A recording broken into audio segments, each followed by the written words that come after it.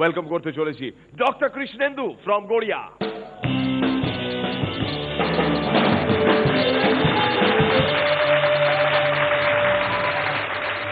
সরকার থেকে বলছে জল বাঁচাও, অভিষেক বচ্চন বলছে পেপার বাঁচাও।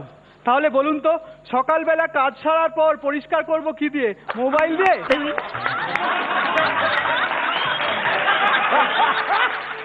24শে ডিসেম্বর রাত্রে একটা বাচ্চা ছেলে সান্তা ক্লজের উদ্দেশ্যে মোজায় একটা চিরকুট লিখলো, আমার একটা ভাই চাই। পরের দিন সকালবেলা উঠে দেখলো সান্তা ওই মোজার মধ্যে একটা চিরকুট লিখে রেখে গেছে। আমার আর সে বয়স নেই বাবা।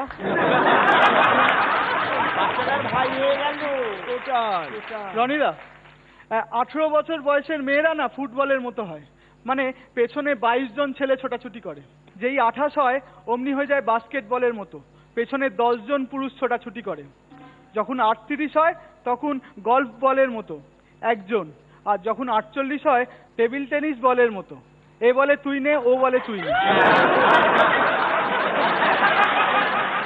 একদিন ডাক্তারবাবু দাদুকে ফোন করলেন, করে বললেন দেখুন আপনার কি শরীর খারাপ হয়েছে ধরা পড়ে গেছে, এইবার আপনার ইউরিন আর স্টুলটা টেস্ট করবার জন্য পাঠিয়ে দিন। হঠাৎ দিদিমা জিজ্ঞেস করলো, হ্যাঁ গো এই যে ডাক্তারবাবু তোমায় কি জিজ্ঞেস করলো গো? দাদু হাসতে হাসতে উত্তর দিল, ডাক্তারবাবু বলল আমার আন্ডারওয়্যারটা যেন আমি পাঠিয়ে দিই।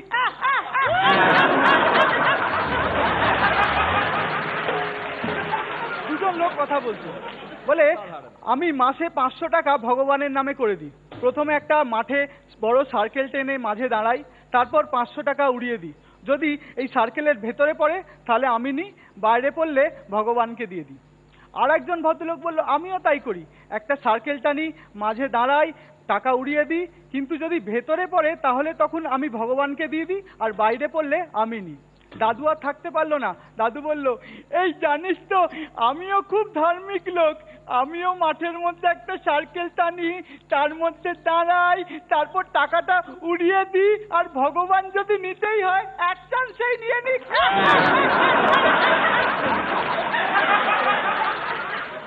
সেদিনকে রাস্তা দিয়ে যাচ্ছি, আমার হাতে আর কোনো জোকস ফোকস কিছু নেই, কি করব, মনের দুঃখে একটা সুলভে ঢুকেছি। যেই দাঁড়াবো দেখি সামনে লেখা, চারিদিকে জোকস খুঁজে কি হবে, জোকস তো আপনার হাতে।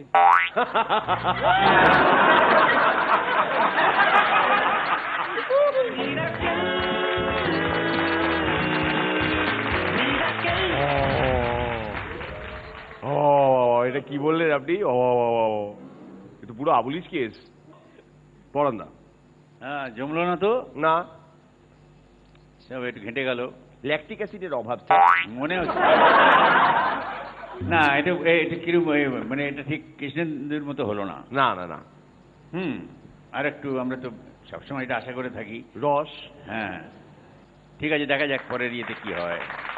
শ্রীলেখা যেভাবে আপনার দিকে তাকিয়ে আছে, ওর চোখের ইশারায় বুঝিয়ে চেষ্টা করছে আপনাকে যে মার্কস কিন্তু আমার হাতে, আর আজকে এলিমিনেশন আছে।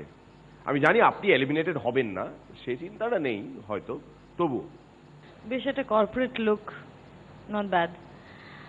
শুরুটা ভালো হয়েছিল। All the very best. You are there of course. একদিন শুধু আমাদের এই মিরাক্কেলে ভেজ নন ভেজ এ দুটো ডিপার্টমেন্ট ছিল, আপনি প্যাথোলজিটাও ঢুকিয়ে দিলেন। আজকে টোটাল পারফরমেন্সে প্যাথোলজি দিয়ে একদম মাখামাখি। ওই ডিপার্টমেন্টটার থেকে আমরা বাকিগুলো বোধহয় সবাই একটু বেশি এনজয় করবো। আমার খুব খারাপ লাগেনি। রিয়া, পারফরমেন্সটা খুব ভালো লাগলো, ন্যাচারালি তোমার লুকই খুব ভালো, so I think the whole thing you carried it off really well. Boss আর কি, আর কি চাই? এবার নাচো, লুকটাই খুব ভালো। দাও দাও দাও, ওখানে নাচের মিউজিক দাও। এবার ডক্টর কৃষ্ণেন্দু ফ্রম গড়িয়া প্রথমবার দেখাবেন রিয়ার কাছ থেকে কমপ্লিমেন্ট পাওয়ার পর উনি সম্পূর্ণ উন্মাদের ওপর কিভাবে নাচেন। Ready, 1 2, give it the most craziest ones. Start, নাচুন।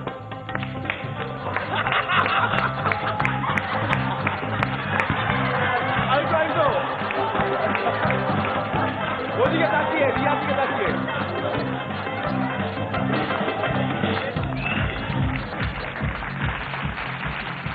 আপনার না হয় মান সম্মান লজ্জা বলে কিছু নেই, আপনার বাড়ির লোকে তো আছে। আজ রাতে যদি তারা আপনাকে ত্যায্য করে, আপনি কোথায় যাবেন? ওদের তো এমনিতেই ঘর বাড়ি নেই, শিয়ালদা ফ্লাইওভারের নিচে শুয়ে থাকে। আপনার তো সেরকম দশা নয়। All the best, doctor Krishnendu from Korea. Thank you.